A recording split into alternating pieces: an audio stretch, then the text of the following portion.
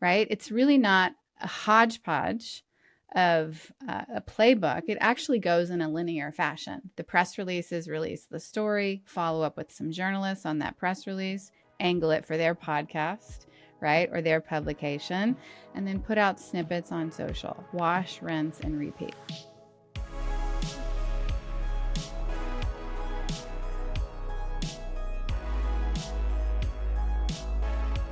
Welcome back, everyone, to another episode of the Growth Hub podcast, the podcast for all things B2B SaaS marketing, brought to you by marketing agency Advanced B2B. I'm your host, Clem, and today we'll address a topic we haven't covered much on the Growth Hub podcast: PR.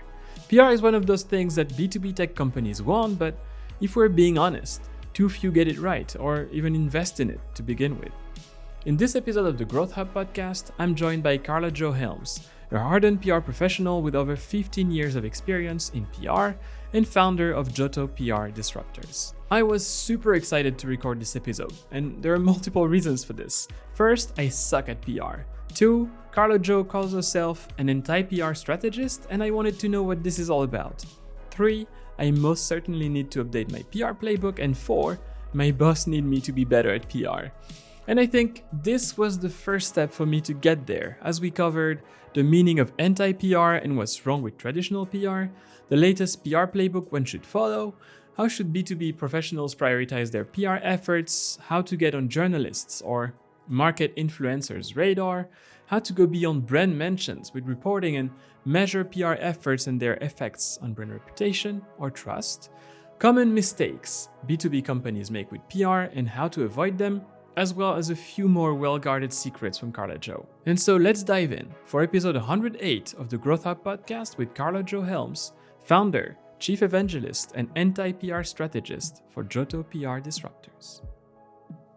All right, well, hello Karla Jo and welcome to the show. Thanks very much, Clem. I'm excited to be here. Well, I already said a few words about you in the intro of the episode, but can you briefly introduce yourself and maybe let us in on the journey that led you to found JOTO PR Disruptors? Yeah, thanks so much. Well, Karla Jo Helms. My background's in crisis management. I got out of school and went right into crisis management. Didn't really know what that was, but I learned at a very early age that PR is used as a weapon, sometimes in the corporate world, in the court of public opinion. If you can't shoot out your competitor like in the Wild West, you can print them out. So I've worked on some of the nastiest B2B crisis campaigns, you know, embezzlement, fraud, breaches, and so forth. And I really learned the playbook of that weapon. And so I made it my life's mission to teach good guys how to use it proactively to protect their reputation and their assets. All right, well, that's fantastic. Well, let me start then with a tough one, let's say. You are an anti-PR strategist. I'm taking this from your LinkedIn profile. So let me ask you this. What does that mean and what's wrong with traditional PR? Yeah, I will say this. I think all PRs are the hardest working profession ever. What they have to accomplish and turn the tide of public opinion is no small feat. But PR has traditionally been moved to just tactics and fluff and first-party credibility, not really guiding and controlling public opinion by educating people on why they need a service, like what is the problems, the issues, and things so forth that they need in order to make their lives better, right? And so over the years of using, my technique, crisis management techniques with the media's algorithm, which I trademarked, by the way, people would say, God, you're the antithesis of PR. You're so this is the opposite.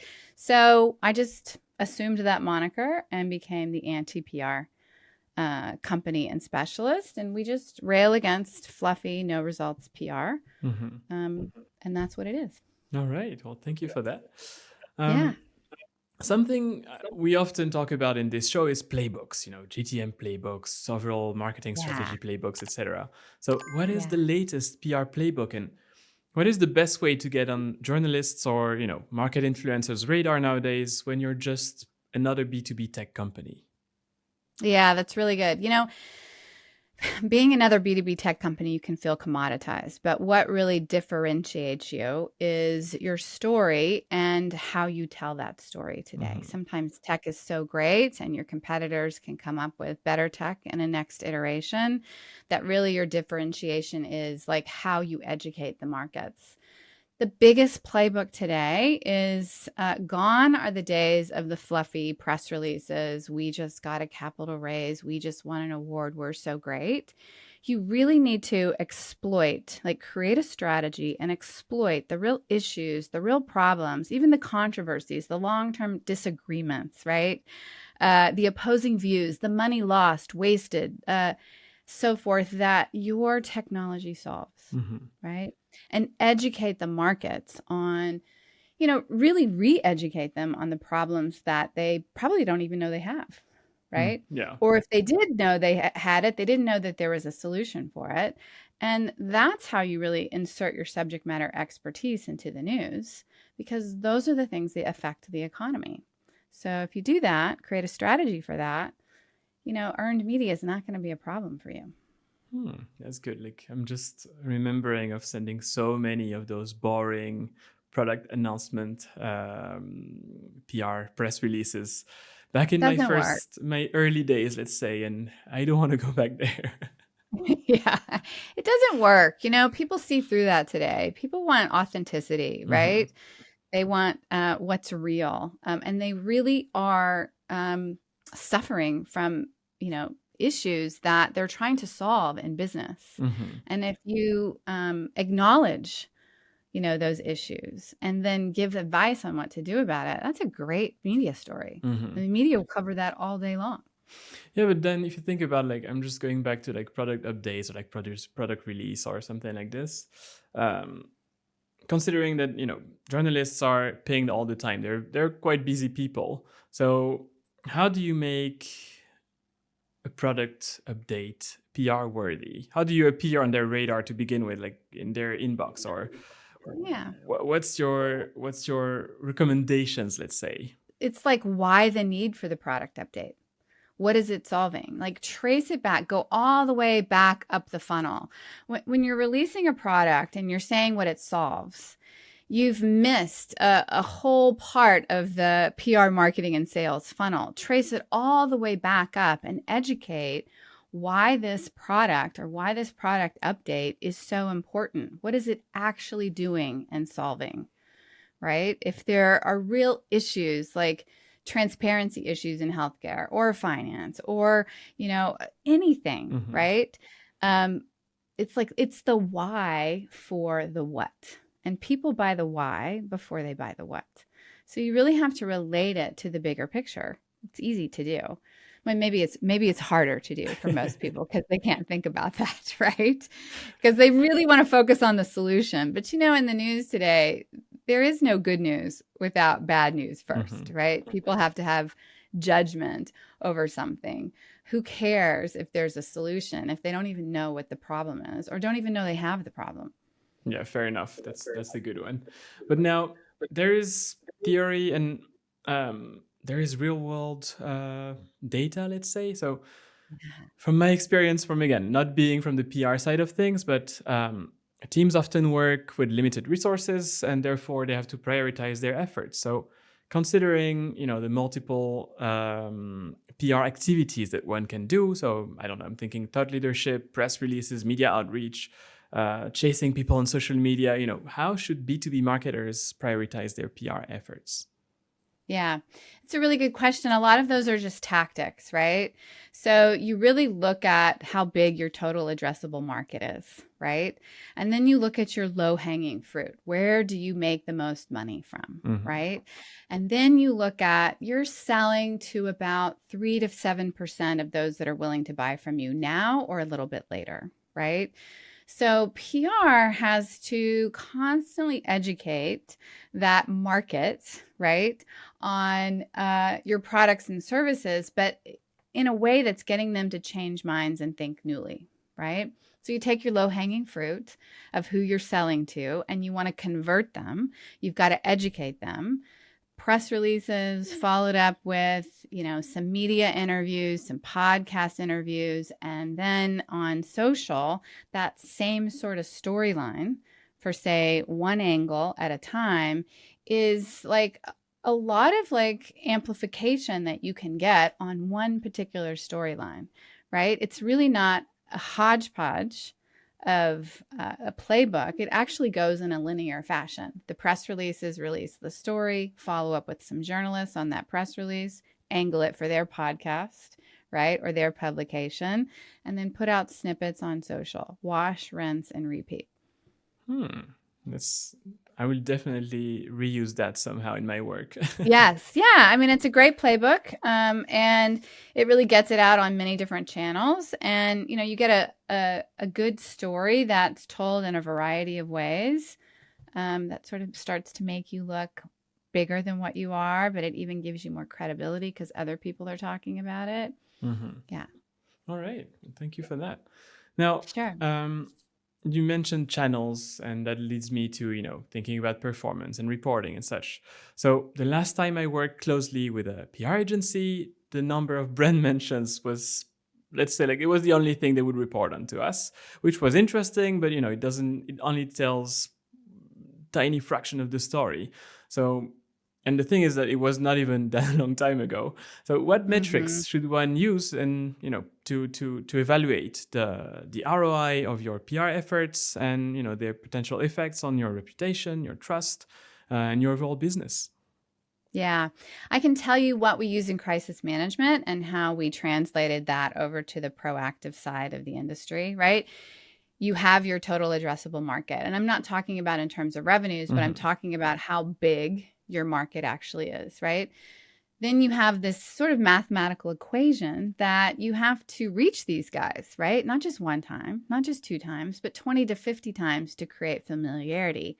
How do you do that?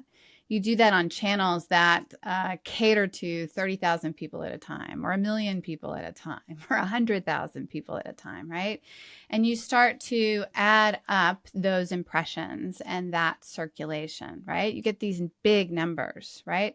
But as you do that, you can tie that down to your marketing funnel, right? And your sales funnel. So what we found is that SaaS companies and tech companies that actually do this on a consistent long-term basis, right? They can do it quarterly, they can do it bi-monthly, they can do it monthly, they can do it, weekly, but they will start to see a 20% rise in brand awareness, right? And what they will see is that their marketing ROI starts to improve, right? Because they're not having to educate so heavily in the market. They're able to educate in one fell swoop in a few publications to many people, right? So people are easier to then market to after that because now they're educated. And if you continue that, we have seen customer acquisition costs improve 10 to 30% on average. And sales velocity, get this, sales velocity is, an educated consumer is so much easier to close. And what we hear a lot is like, oh my God, sales is having to educate so heavily in the sales process. Well, we've seen sales velocity improve by 15%, right? So these are things that you can actually start to track along with your PR metrics. But a lot of companies don't know how to match that to the marketing and sales funnel. But it all works together. PR is kind of like a lost art. That's a good one. But speaking of, are there specific tools or solutions that you would recommend to track your PR efforts? Because, coming from the marketing world, I'm a great lover of HubSpot, for instance, but from a PR perspective, how do you get to those numbers? There's a whole tech stack that you could use, right? There are there's tech stacks that actually track your media mentions. There's tech stacks that actually track the UVPM of the publications that you're publicizing to, right? There's ways to calculate how many actually read your like it's industry standard benchmarks, but how many people actually read or were exposed to your article based on a publication that carried it, right? But one of the things that you can do really simply, if you don't want to completely add up to your tech stack, is really start tracking the metrics of your impressions, the number of pickups that you got from journalists, right? The publications that carried your articles, right? Or the podcasts, right? How many listeners they have, right? And start to fill that mathematical equation. Also, you look at this with your digital ads, right? You look at this with your social media. All of those things add up to brand awareness and brand mentions, right? And then you can start tracking how much you're actually getting for your marketing ROI before PR and then after PR. And look at benchmarks every 3 months, every 6 months, every 9 months, and you will start to see an improvement even in revenues. All right. Then I actually have another follow-up question, because we, of course, get to marketing quite a lot when talking about PR. So where do you draw the line? Where does PR ends and marketing start? I love that question because PR can't work without marketing. And we feel like marketing can't work as good without PR, right? PR's sole job, only job, is to change minds and get people to think newly. When that has happened, marketing's job is to come in and take over and create the demand, right? The demand generation, right? So marketing's job is just to go into a market that's already warmed up. PR warms up the market, right? And so it's a much easier job for marketing and sales. So they really work in tandem. And if you talk to a lot of serial entrepreneurs, and many of them that we work with, they start PR and warm up the market 6 months to a year before they start their marketing because they've learned this over time, right? Yeah. I wish that would be a standard. Yes, well, it should be. And in many companies it is, but that's what we're trying to change for sure. Yeah, for sure. Yeah. I mean, think about it. You're a marketer, right? You have a new product launch, you have a new initiative. You want to get a lot of like buzz and awareness for it. Obviously, you want to get leads and conversions, right? Work with your PR team to go ahead of that and start warming up the markets and really like exploiting what problems these particular segments have and like how it can be solved. And then people are interested. What is this? How do you solve it?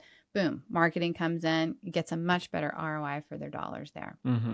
But what would you say, at least from my perspective, is PR is often like overlooked. Why is that? I think it's overlooked in smaller companies because they don't know the playbook and how it works. But if you look at public companies and larger companies, they're fanatical about their PR because it drives share stock. I mean, in fact, it is 33% of the entire market cap of the S&P 500, 33%, right? That's goodwill, right? So controlling and guiding public opinion is not an unknown playbook in the larger companies. It's just that smaller companies don't know the playbook, but they can easily use it. They just don't have to use it at the volume that public companies do, and they can still get a good return on investment from it. All right. So again, I may be biased here and from the companies that actually do PR, but I get the feeling that a lot of companies, if not most, B2B companies at least, get PR wrong. So first question, am I right there? And if so, why is that? And the let's say like secondary question to that question is, what are, the common mistakes that those companies make, and, how can they avoid them? Great question. They have been getting them wrong, right? Because they have been using it as a tactic, say as part of marketing. And when you do that, you use PR as marketing, you're perverting the purpose of PR, right? And again, the fluffy press releases that get nothing, they put it out on the wires and they say, nothing happened. Well, of course, nothing happened. The job of putting a press release out on the wires is part and parcel, yes, to release it, but it's also to help the news organizations that are trying to drive people to their site, right, to pick up the news. So what you want to do is follow the formula for a real news story. A real news story is not first-party braggadociousness, right? Again, it's really exploiting the real issues that your technology solves, right? So those are the first, mistakes that people make, right? And they try to pervert it into getting leads. And again, if you think about the news, people are glued to the news today. It's 24/7. The US media is like the example for the rest of the world, right? Yeah. And people are looking today in a variety of channels to get answers to their questions. We really have the network media today that can communicate to super targeted segments of the B2B population, including podcasts. Right. And so even like on your podcast, you don't like things to be overly promotional. So that's the number one rule to get rid of in PR. You're not promoting, you're educating. When you educate people, then marketing goes in there and boom, captures that. So now, without revealing too many secrets, or I guess you can reveal a few if you can, what is the biggest PR crisis you had to solve in a B2B context? And, how did you solve it and what did you learn from it? Oh my gosh, well, thank you for asking that question. I can't always talk about things, but I can talk about it in generalities. And this was many, many years ago. So this was one, it took a few years to solve. A large company, they were undergoing the threat of a class action lawsuit against all the attorney generals of the United States. That was pretty severe. If anybody knows anything about attorney general's offices, it's a lot of PR on their aspect too. So winning was really in the court of public opinion first. So we just really got an insane amount of press for this company around what they were being accused of, but we were showing evidence of no wrongdoing. And, there's one good thing, a saving grace in a crisis, is that the media will print the other side. They love opposing views, right? So we just got a ton of press around that. And then after we filled the vacuum enough about this particular issue, we started then, educating the market on who the company really was and what they really solved, right? At the same time, we had private investigators looking into certain things like who was starting the slander and the libel. And of course, we had a team of attorneys, but we found that the chief sales officer of this company was sleeping with the competitor's CEO's EA. And they were conspiring to throw this younger company with much better technology, right, growing much faster, under the bus so this larger company could continue to maintain the market share. Once we found that, the enemy parlayed, it unraveled, and boom, we were done. And there was no class action lawsuit. So yeah. All right. Well, that's juicy. But what did you learn from this let's say, juicy experience? I learned that you don't give up. Communication is a powerful tool, right? If this company had goodwill, public relations, publicity about what they were really doing that was making an impact in their industry and to the companies that they were helping, it would have been much harder to attack them. And it would have been a much easier situation to resolve, and it would have resolved much faster. When you really have a lot of goodwill in the court of public opinion, it's much harder to attack. And people think very highly of you. So even the media would think twice about doing that. So that's what I learned. All right. So before we put an end to this conversation, are there big no-nos you'd like to communicate to our listeners? In PR? Yes. Yeah. Do not lie. It's probably the worst thing you can do. Don't even tell white lies, right? Why? Why is that? It will recoil and fall back on you in a very, very big way.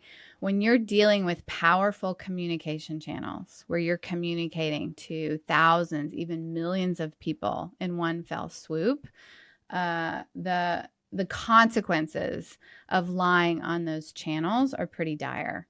I've seen some companies go under from that. And so, it's an acceptable practice in business PR to tell the truth, because you could really be harming people if you tell a lie, right? Especially if you have a service or product that is affecting people's, economic status or their economic viability, their health, their business, anything like that. So that would be a number one no-no. All right. Yeah. So to our listeners, do not lie. Do not lie. All right. Yes. So my very last question for you today, I always ask my guests to share a few advice or like one advice they received in their lives. So what advice have you received that made you a better professional? Ask for help. It's okay to ask for help. Yes. You don't have to accept it. May not align with your integrity, but ask for help. That's a very good one. Too often you see situations that could have been solved by just asking for help. It's a very good one. And I can see that happening also a lot in PR. Yes. Yeah. I learned a lot. People like to help. People really do. And it's okay to ask for help, especially, as an entrepreneur, but, also as a business professional, right? You could ask your colleague, you could ask a mentor, you could ask your boss, you could ask a consultant, you can ask someone else. I mean, it's okay to ask for help. On this great advice, Karla Jo, thank you so much for joining today. I had a blast and I did learn a lot today. Great. I'm glad you did. I enjoyed it too, Clem. Thank you. And this concludes today's episode. I hope you learned a thing or two, and if you did, don't forget to hit the subscribe button. This podcast is brought to you by marketing agency Advanced B2B. So if you're looking for a partner to assist you with strategic marketing and anything HubSpot, visit advancedb2b.com. And if you're still around to hear this, thank you for listening and take care.